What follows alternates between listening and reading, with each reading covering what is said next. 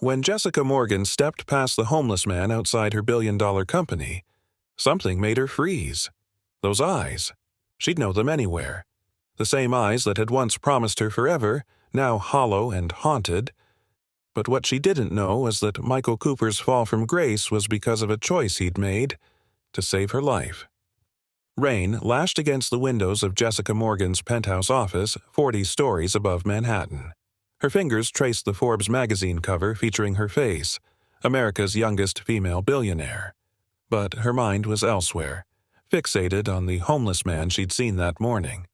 She pressed her forehead against the cool glass, watching the city lights blur through the downpour. Being CEO of Morgan Technologies meant every decision she made was scrutinized, every success questioned. But none of that mattered now, because for the first time in 15 years, she had seen Michael Cooper. The sight of him, huddled in a tattered coat beneath her building's awning, had stopped her in her tracks. Her security team had tried to usher her past, but she couldn't move. Those eyes, they were unmistakable, even beneath the unkempt beard and weathered face. "Miss Morgan?" Her assistant's voice crackled through the intercom. "Your 4 o'clock is waiting." Jessica straightened, smoothing her Chanel suit. "Cancel it," she said, her voice steady despite her racing heart. "Cancel everything for the rest of the day." She grabbed her coat, ignoring the confused looks from her staff as she hurried toward the elevator. The same question kept echoing in her mind.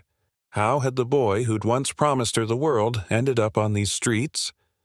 What she didn't know was that Michael had recognized her too, and the secret he carried, the truth about why he'd disappeared 15 years ago, would shatter her world. The elevator descended, each floor bringing her closer to the moment that would change everything. Her heart pounded against her ribs as she remembered their last night together. The promises, the dreams, the ring he'd given her. The ring that now sat locked away in her penthouse safe, impossible to forget, but too painful to wear. As Jessica stepped out into the rain, her Louboutins clicking against the wet pavement, her security detail moved to follow. She waved them back. Some things needed to be done alone, but when she reached the spot where Michael had been sitting, she found only a worn cardboard sign. "Sometimes we sacrifice everything for love." The words hit her like a physical blow, because only she and Michael knew what those words really meant, and the deadly choice they'd faced on that fateful night 15 years ago. The rain intensified as Jessica stared at the cardboard sign, her designer coat growing heavy with water. Her fingers trembled as she picked it up, the soggy cardboard threatening to fall apart in her manicured hands. "Looking for someone?" A raspy voice came from behind her. Jessica spun around, coming face to face with an elderly homeless woman wrapped in layers of mismatched clothes. "Yes, She hesitated, suddenly unsure. The man who was here. Michael. The woman's eyes sparkled with recognition. Such a kind soul, that one. Always sharing what little he has. She shuffled closer, lowering her voice. "He's usually at St. Mary's Shelter when it rains like this." Jessica's heart skipped. "Where is that?" "6 blocks east."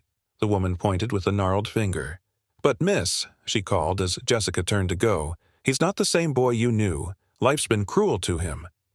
The words followed Jessica as she walked through the rain, her security detail trailing at a distance despite her orders to stay behind. Every step felt weighted with memories. Michael's laugh during their high school chemistry classes, his dreams of becoming a doctor, the way he'd looked at her that last night as if she were his entire world. St. Mary's Shelter was a weathered brick building with a small cross above the door. Jessica paused outside, her hand frozen on the handle. Through the foggy window she could see figures moving inside, shadows of lives fate had dealt a harsh hand. Taking a deep breath, she pulled open the door. The warmth hit her first, then the smell of coffee and damp clothes. Dozens of people looked up at her entrance, but her eyes found him immediately. Michael sat in a corner, helping an elderly man with what looked like paperwork. He was thinner than she remembered, his once athletic frame hidden beneath layers of worn clothing. But even from across the room, she could see the essence of who he'd been. The gentle way he pointed at the paper, the patient smile as he explained something. "Michael," she said, her voice barely above a whisper. He stiffened, his pen stopping mid-sentence. Slowly, he turned and their eyes met across the crowded room. For a moment, neither moved. Then Michael stood, whispering something to the elderly man before walking toward her. "You shouldn't be here, Jess," he said softly, using her old nickname. His voice was rougher than she remembered, but it still sent shivers down her spine. 15 years, Michael. You disappeared without a word." She fought to keep her voice steady. "I thought you were dead." A shadow crossed his face. "Maybe that would have been easier." "Easier than what? Than explaining why you left me the night before our wedding?" The words burst out, years of pain behind them. "I deserved better than a note saying, 'I'm sorry.'" Michael glanced around, acutely aware of the attention they were drawing. "We can't do this here," he said, leading her toward a small side door that opened into an alley. The rain had softened to a drizzle, creating a curtain of mist between them. Jessica noticed how he kept his distance, pressed against the opposite wall as if afraid to get too close. "You look good," he said finally, a hint of his old smile touching his lips. "I saw the Forbes cover." "Don't," Jessica cut him off. "Don't act like you've been watching my life from afar, like some guardian angel. You left me, Michael. Everything we planned, everything we dreamed. You threw it all away."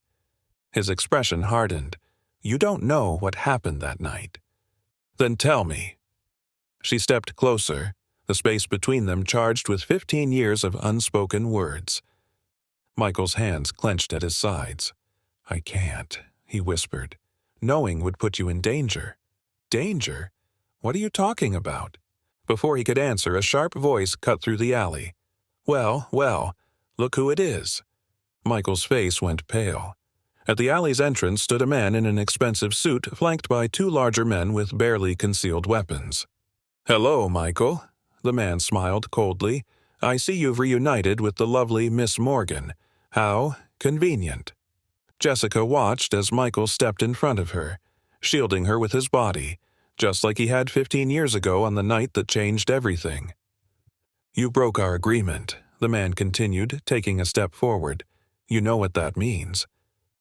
The alley grew colder as the man stepped closer, his Italian leather shoes clicking against the wet pavement. Jessica felt Michael tense beside her, his body coiled like a spring ready to snap. "Marcus," Michael's voice was low, warning, "this is between us. Let her leave." The man, Marcus, laughed, the sound echoing off the brick walls. "After all these years of keeping your distance, playing the noble homeless man, you just couldn't help yourself, could you?" His eyes shifted to Jessica. "Did he tell you why he left you at the altar, Miss Morgan? Why your perfect love story suddenly went up in flames?" Jessica's heart hammered against her ribs. She glanced at Michael, seeing the muscle working in his jaw, the way his hands trembled slightly at his sides. "Don't," Michael warned, but Marcus continued as if he hadn't spoken. "Your father was quite the businessman, wasn't he, Miss Morgan? Always making deals, taking risks. But that last deal—" Marcus clicked his tongue. "Well, let's just say he borrowed money from the wrong people." The world seemed to tilt beneath Jessica's feet. "My father died in a car accident," she said, her voice hollow. "Is that what you believe?" Marcus smiled, but it didn't reach his eyes. "Michael, why don't you tell her about the choice you made that night? About the deal we struck?" Michael's shoulders slumped, defeat written in every line of his body. "Your father came to me the night before our wedding," he said quietly, still not looking at Jessica. "He was desperate. He'd borrowed millions from Marcus's organization, gambling everything on one last venture. When it failed—" "They were going to kill him," Jessica whispered, the pieces finally falling into place. "And you," Michael added, his voice breaking. "They were going to kill you both. Your father begged me to help, to find a way to save you." Marcus stepped closer, his smile widening. "And our dear Michael here made quite the sacrifice. His life, his future, everything he had, all to pay your father's debt. The condition was simple. He had to disappear, never contact you again. As long as he kept his distance, you would be safe. Jessica felt the world spinning. All these years, she'd thought Michael had abandoned her, had chosen to walk away. But he'd been protecting her, sacrificing everything to keep her alive. But now, Marcus continued, his voice hardening, he's broken our agreement, and debts must be paid. The larger men moved forward, their intentions clear in their measured steps. Michael shifted, keeping himself between them and Jessica. "Run," he whispered to her. "Your security detail is at the end of the alley. Run, and don't look back." "I'm not leaving you," Jessica said firmly, her hand finding his in the darkness. "Not again." In that moment, as they stood together facing Marcus and his men, the years apart seemed to melt away. They were no longer the billionaire CEO and the homeless man. They were just Michael and Jessica, two hearts that had never truly let go. What happened next would either heal 15 years of heartbreak or destroy them both forever. "How touching," Marcus sneered, reaching into his jacket. "But I'm afraid this reunion is going to be tragically short." Before anyone could move, a sharp voice cut through the tension. "I wouldn't do that if I were you." Everyone turned to see a figure step out of the shadows, and Jessica's breath caught in her throat. Because the person holding a gun on Marcus wasn't just anyone. It was her father's old business partner, the man who'd helped her build her empire. And he had secrets of his own. "James?" Marcus's confident demeanor faltered slightly. "This doesn't concern you." James Blackwood stepped fully into the light, his silver hair gleaming in the dim alley. His gun remained steady, aimed at Marcus's chest. "That's where you're wrong. It has everything to do with me." Jessica stared at her mentor in disbelief. The man who'd guided her through the corporate world after her father's death, who'd helped her turn Morgan Technologies into a global powerhouse, now stood like an avenging angel in a dark alley. "You see," James continued, his voice eerily calm, "Richard Morgan wasn't the only one who made deals with devils, but unlike him, I kept evidence of every transaction." He pulled out a phone with his free hand. "One press, and every dirty secret your organization has goes to the FBI. Marcus's face contorted with rage. "You're bluffing." "Try me." James's finger hovered over the screen. 15 years ago, you forced a young man to give up everything to protect the woman he loved. Did you really think no one was watching? That no one was gathering proof? Michael's hand tightened around Jessica's. She could feel him trembling, though whether from fear or hope she couldn't tell. "You've got nothing," Marcus spat, but uncertainty had crept into his voice. "Bank records, Marcus. Secret accounts, names, dates. Everything Richard Morgan gave me before that accident you arranged." James's eyes hardened. "I've spent 15 years building a case against you. All I needed was for you to make one mistake." He glanced at Michael and Jessica. "And you just did." The two men flanking Marcus exchanged nervous looks. Everyone in the alley knew the stakes had just changed dramatically. Marcus's hand slowly moved away from his jacket. "This isn't over," he snarled. "Actually, it is," James replied. "Leave now, and maybe I won't press send. Stay, and I guarantee you'll spend the rest of your life in a cell." For a moment, no one moved. Then Marcus backed away, his men following. "Watch your back, Blackwood," he called over his shoulder before disappearing into the night. As their footsteps faded, Jessica felt her knees buckle.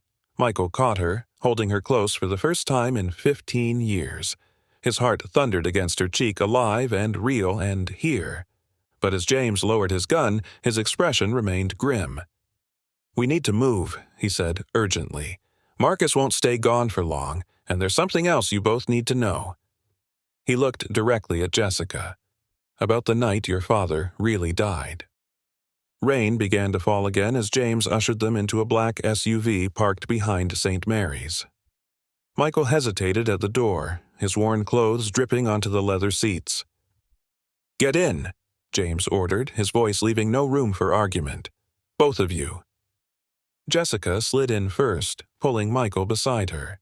His presence felt surreal, The same shoulder she'd once rested her head on during late-night study sessions, now pressed against hers in the back of a getaway car. James took the wheel, maneuvering through back streets with practiced precision. "Your father was a good man, Jessica," he began, eyes fixed on the road, but he discovered something he shouldn't have, something that went beyond money laundering and illegal loans. "What are you talking about?" Jessica leaned forward, her hand unconsciously finding Michael's in the darkness. Marcus's organization wasn't just about money. They were trafficking information, corporate secrets, government contracts, anything that could turn a profit. James took a sharp turn, checking the rearview mirror. "Your father stumbled onto their biggest operation while doing due diligence for a merger." Michael's grip tightened on Jessica's hand. "That's why they wouldn't let me just pay off his debt," he said quietly. "They needed to ensure his silence." Jessica's mind raced. "But the accident was no accident," James cut in. "But they made a mistake.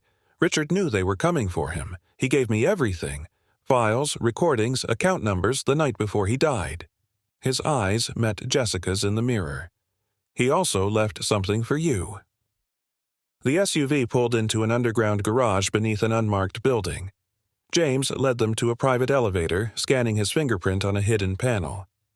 "I've spent 15 years building this case," he explained as they ascended, "gathering evidence, following money trails, protecting you both from the shadows."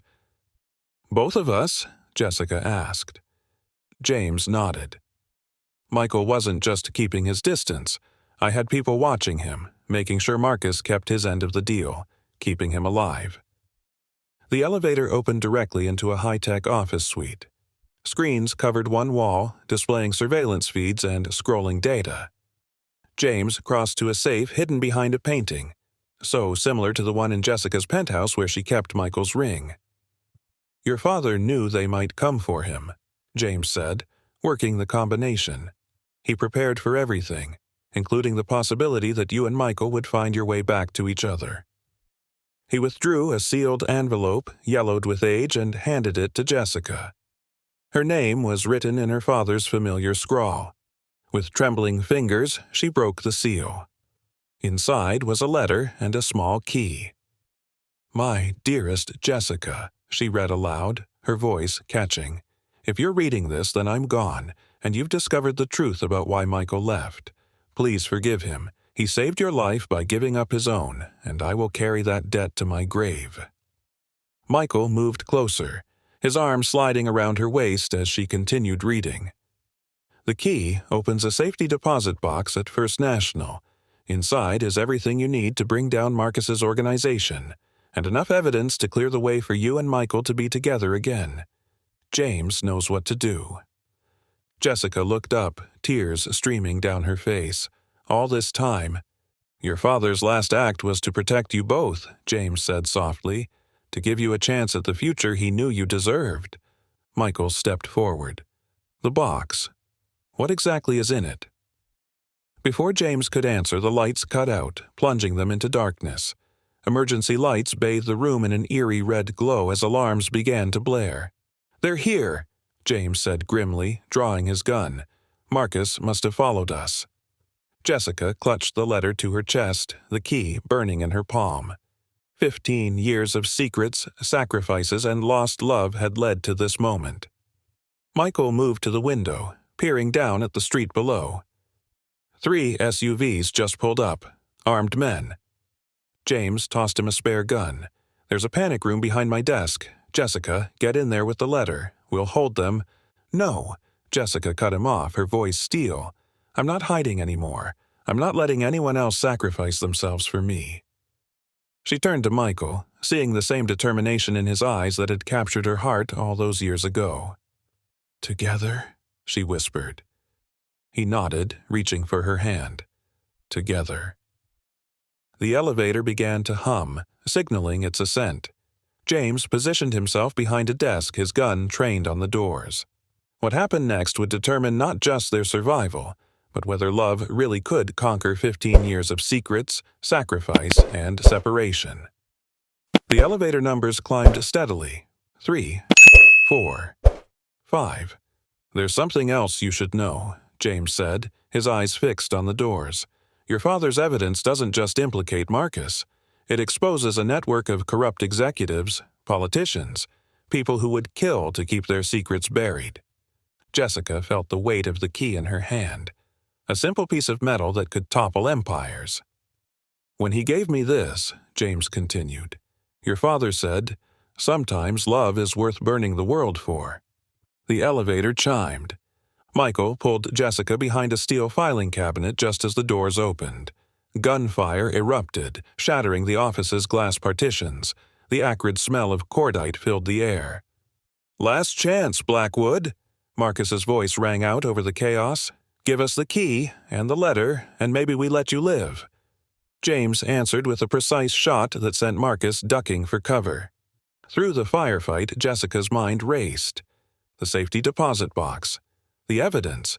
Everything they needed was within reach, if they could survive the next few minutes. "The southeast stairwell," James shouted over the gunfire. "It leads to a maintenance tunnel. Get to the bank." Michael gripped Jessica's hand. "Ready?" She squeezed back, remembering every moment that had led to this. Their first kiss under the bleachers, his proposal under a star-filled sky, the years of emptiness without him. "Run on my signal," James said, reaching for something under his desk. "And Jessica?" Their eyes met across the chaos. "Your father would be proud." He pressed a button, and the office exploded in blinding white light and deafening sound. A military-grade flashbang. Taking advantage of the confusion, Michael and Jessica sprinted for the stairwell. Behind them, Marcus's enraged scream echoed off the walls. But as they reached the door, a single gunshot cracked through the air. Jessica felt Michael stumble. "No," she gasped, turning to see a crimson stain spreading across his shirt. "No." If you're enjoying this story so far, please consider liking this video and subscribing to our channel. It costs you nothing, but for us, especially in these early days, it means the world. Let's continue with what happens next. Michael's weight slumped against Jessica as she dragged him through the stairwell door. His blood left a dark trail on the concrete steps. "Stay with me," she pleaded, her voice breaking. "I didn't wait 15 years just to lose you again." His breathing was labored but steady. "Upper right shoulder," he managed through gritted teeth. "Clean through. I can move." More gunshots peppered the door above them. James's voice carried through the chaos, buying them time. "We have to help him," Jessica said, torn between their escape and the man who'd protected them all these years. He knew what he was doing. Michael pushed himself upright, leaning heavily against the wall. "The evidence is what matters now. It's everything your father died for." The maintenance tunnel stretched before them, dimly lit by emergency lights. Jessica wrapped her arm around Michael's waist, supporting him as they moved forward. Each step left droplets of blood on the floor, a trail their pursuers couldn't miss. "Remember our first date?" Michael asked suddenly, his voice strained. "When I tried to impress you with that fancy restaurant?" Jessica almost laughed despite their situation. "And we ended up at that all-night diner because you forgot to make reservations." "Best mistake I ever made." He stumbled slightly and she tightened her grip. "You looked so beautiful under those fluorescent lights, drinking chocolate milkshakes at midnight. Why are you doing this now?" She fought back tears. "Because," he breathed heavily, "if these are my last moments with you, I want to remember everything." "Don't you dare," she hissed. "Don't you dare say goodbye. Not again." The tunnel curved sharply, and Jessica's heart leaped. Ahead was a service exit that would lead them to the street, and the bank just 2 blocks away. But as they reached the door, voices echoed from both directions. They were trapped. "In here." Michael pulled her toward what looked like an electrical closet. They squeezed inside just as heavy footsteps approached. In the tight space, Jessica could feel Michael's heart racing against her chest. His blood was soaking through her silk blouse, but all she could focus on was his breathing. Each inhale a reminder that he was still alive, still with her. "Check every door," Marcus's voice commanded from the tunnel. They're here somewhere." Jessica's hand found the key in her pocket. All their hopes, their future, everything rested on reaching that safety deposit box. But first, they had to survive. She looked up at Michael in the darkness. Even injured, even after 15 years apart, he was still trying to protect her. His good arm was braced against the wall, shielding her from the door. "I never stopped loving you," she whispered, so softly only he could hear. "Even when I thought you'd abandoned me, even when I tried to hate you, I couldn't stop." Michael's fingers brushed her cheek, wiping away tears she hadn't realized were falling. "Every day without you was a kind of death," he confessed. "But knowing you were safe, that you were living your dreams, it was worth it." The footsteps grew closer. Jessica could see shadows moving under the door. In that moment, as death lurked just inches away, Jessica made a decision. She reached up and pulled Michael's face to hers, kissing him with 15 years of longing, of loss, of love that had never died. The door handle began to turn. But suddenly, a massive explosion rocked the tunnel. Emergency sirens blared and sprinklers erupted overhead. Through the chaos, they heard James's voice, "NYPD, everyone on the ground." Jessica and Michael burst out of the closet to find the tunnel filling with armed officers. James stood at the center, bleeding but alive, his badge glinting in the emergency lights. "FBI, deep cover," he explained, seeing their shocked expressions. 15 years building this case, gathering allies. Today, we end it. Marcus and his men were face down on the concrete, hands being cuffed behind their backs. "Get them to the bank," James ordered 2 officers. "That safety deposit box is now federal evidence." As medics rushed to treat Michael's wound, Jessica watched Marcus being led away in chains. The man who had stolen 15 years of her life, who had forced Michael to sacrifice everything, was finally facing justice. But their ordeal wasn't over yet, because the contents of that safety deposit box would shake the foundations of power in New York, and some secrets were worth killing to protect. The First National Bank's marble halls felt surreal after the chaos of the tunnel. Michael sat in a leather chair, his shoulder freshly bandaged, while 2 FBI agents stood guard at the entrance. Jessica couldn't stop looking at him, afraid he might disappear if she blinked too long. "Ready?" James asked, holding up the safety deposit box key. His suit was torn and bloodied, but his hands were steady. Jessica nodded, following him to the vault. The bank manager's eyes widened at their disheveled appearance but said nothing as he inserted his own key alongside Jessica's. The box slid out with a soft metallic whisper. Inside lay a single USB drive, a handwritten letter, and a small velvet ring box that made Jessica's heart stop. She recognized it instantly, the same box Michael had given her 15 years ago. "Your father kept it," James explained softly. "He found it in your room after Michael left." With trembling fingers, Jessica opened the box. The diamond caught the vault's fluorescent light, throwing tiny rainbows across the walls. But there was something else beneath it. A tiny key, no bigger than her pinky. "The USB drive is encrypted," James said. "That key unlocks it." Michael moved closer, his good arm wrapping around her waist. "What's on it?" James's expression darkened. "Everything. Money trails linking Marcus's organization to half the corporate board members in New York. Evidence of insider trading, blackmail, even murder." He paused, meeting Jessica's eyes. "Including proof that your father's death wasn't an accident." Jessica clutched the ring box tighter. "Who?" "Your company's current board chairman, Robert Chen." James pulled out his phone, showing them security camera footage. "He ordered the hit, using Marcus's men to make it look like an accident. Your father had discovered he was selling corporate secrets to foreign competitors." The revelation hit Jessica like a physical blow. Robert had been her mentor after her father's death, guiding her rise to CEO. She'd trusted him, confided in him, even considered him family. "All these years," she whispered, "he's been right there, pretending to care about me." Michael's arm tightened around her. "What do we do now?" James checked his watch. Chen is calling an emergency board meeting in an hour. He probably knows we have the evidence. His eyes gleamed. I say we crash it. The next hour passed in a blur of preparation.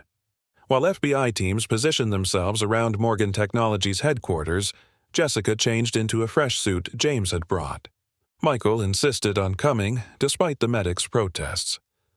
"I'm not leaving you again," he said when she tried to argue. "Not even for a minute."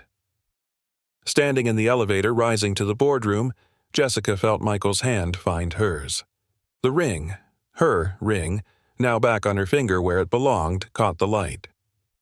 "Remember when we were 17, he said softly, "and you told me you were going to run the world someday?" Jessica smiled, remembering that night under the stars. "You said you'd be right there beside me." "I'm here now," he promised. "Better late than never." The elevator doors opened to chaos. FBI agents were already leading people out in handcuffs. Through the glass walls of the boardroom, Jessica could see Robert Chen shouting into his phone. He froze when he saw her. "Hello, Robert," Jessica said, her voice carrying across the suddenly silent room. "We need to talk about my father." The color drained from Chen's face as James and a team of agents entered behind her. "Jessica, whatever you think you know, I know everything." She placed the USB drive on the table. "Every deal, every betrayal, every lie. My father trusted you." "Your father was a fool," Chen spat, his mask finally slipping. "He would have thrown away everything we built, exposed all our carefully cultivated relationships just for his precious principles." "No," Jessica's voice was steel. "He was a hero, and now everyone will know it." As agents moved to arrest Chen, he lunged suddenly, reaching into his jacket. But Michael was faster. Despite his injured shoulder, he tackled Chen, sending something skittering across the floor, a small pistol. "Like father, like daughter," Chen snarled as he was dragged away. "Both of you too blind to see the bigger picture." Jessica watched them lead him out. 15 years of hidden truth finally coming to light. But this wasn't the end. It was a beginning. The following days passed in a whirlwind of federal investigations, press conferences, and corporate restructuring. Jessica watched from her office window as Chen and his conspirators were led out of the building in handcuffs, their crimes splashed across every news channel in the country. But her mind wasn't on the scandal. It was on Michael, who sat on her office couch, his arm still in a sling, looking strangely at home among the luxury. "Penny for your thoughts?" she asked, moving to sit beside him. "Just thinking about that diner," he smiled, his free hand finding hers. "The one where we had our first date. It's still there, you know. I used to walk by sometimes, just to remember." Jessica leaned her head on his good shoulder. "We should go there tonight." The billionaire CEO and the homeless man. His tone was light, but she heard the underlying uncertainty. "Former homeless man," she corrected. "Current hero who saved my life, twice." The door opened and James entered, looking more relaxed in casual clothes without his FBI badge. "The last of the evidence has been processed," he announced. "Chen and his entire network will be behind bars for a long time." "And Marcus?" Michael asked, singing like a canary to reduce his sentence. James sat across from them. "But that's not why I'm here. Your father left one more thing, Jessica, a letter he wanted you to read only after everything was over." He handed her an envelope, worn with age. Jessica recognized her father's handwriting immediately. "I'll give you some privacy," James said, heading for the door. He paused, looking back. "Your father would be proud of you both." Once alone, Jessica opened the letter with trembling fingers. Michael's arm tightened around her as she began to read aloud. "My dearest Jessica, if you're reading this, then the truth has finally come to light. I've spent nights agonizing over the burden I placed on you and Michael.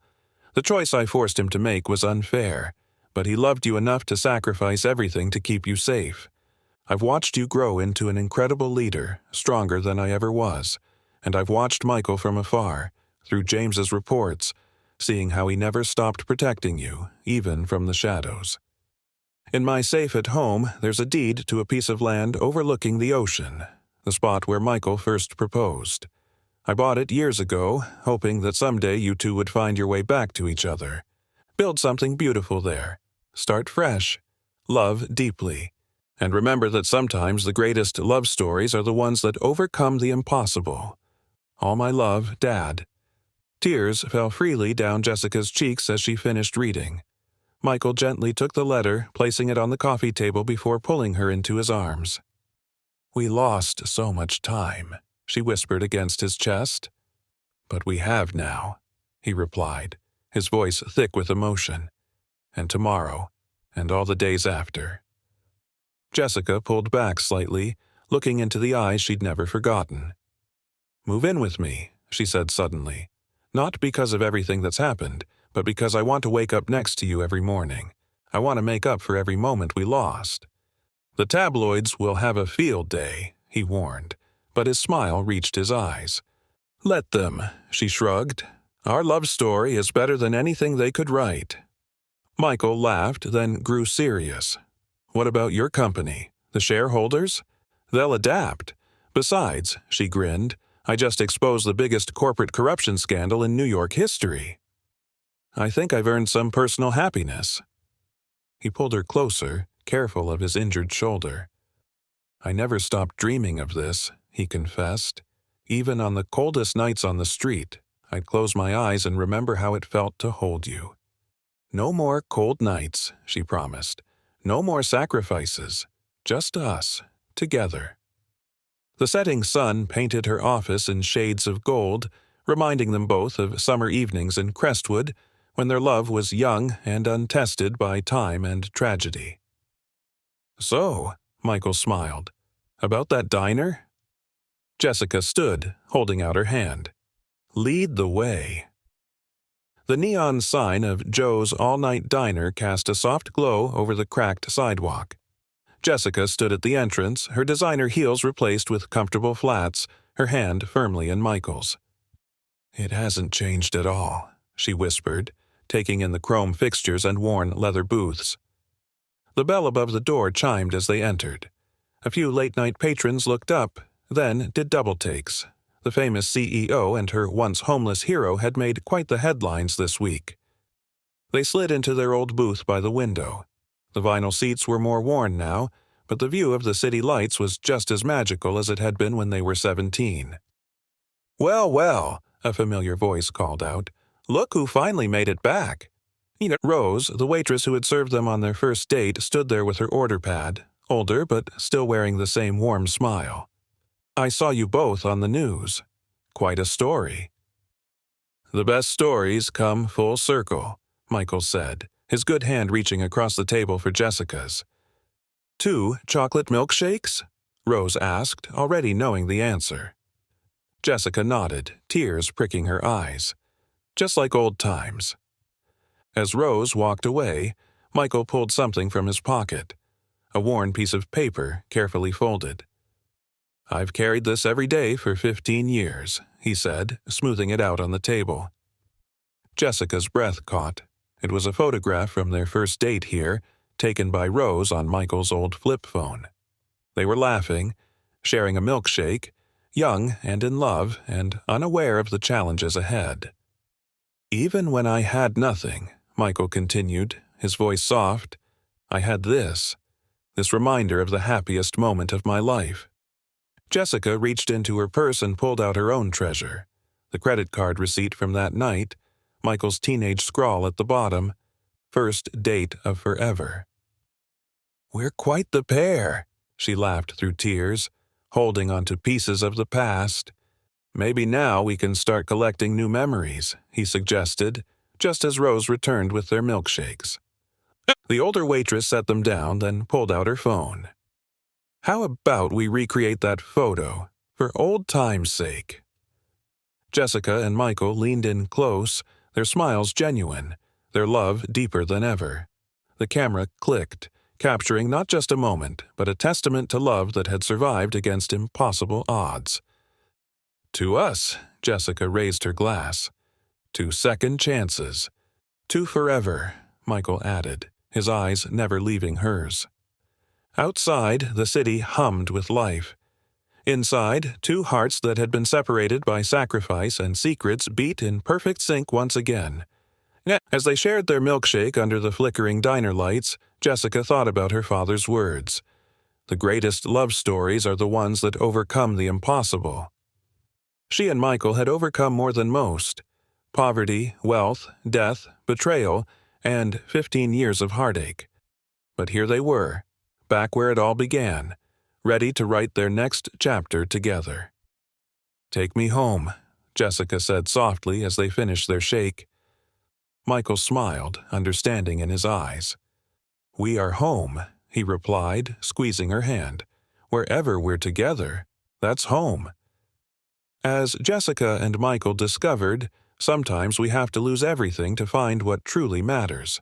Their story isn't just about love triumphing over adversity, it's about faith, redemption, and the courage to believe in forever even when forever seems impossible. If this story touched your heart, please share it with someone who needs to believe in love again.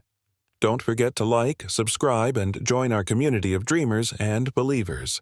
Together, we'll continue sharing stories that remind us why the heart never gives up on true love. Because sometimes, the most precious love stories aren't the ones that come easily. They're the ones worth waiting 15 years to complete. Thank you for being part of this journey. See you in our next unforgettable tale.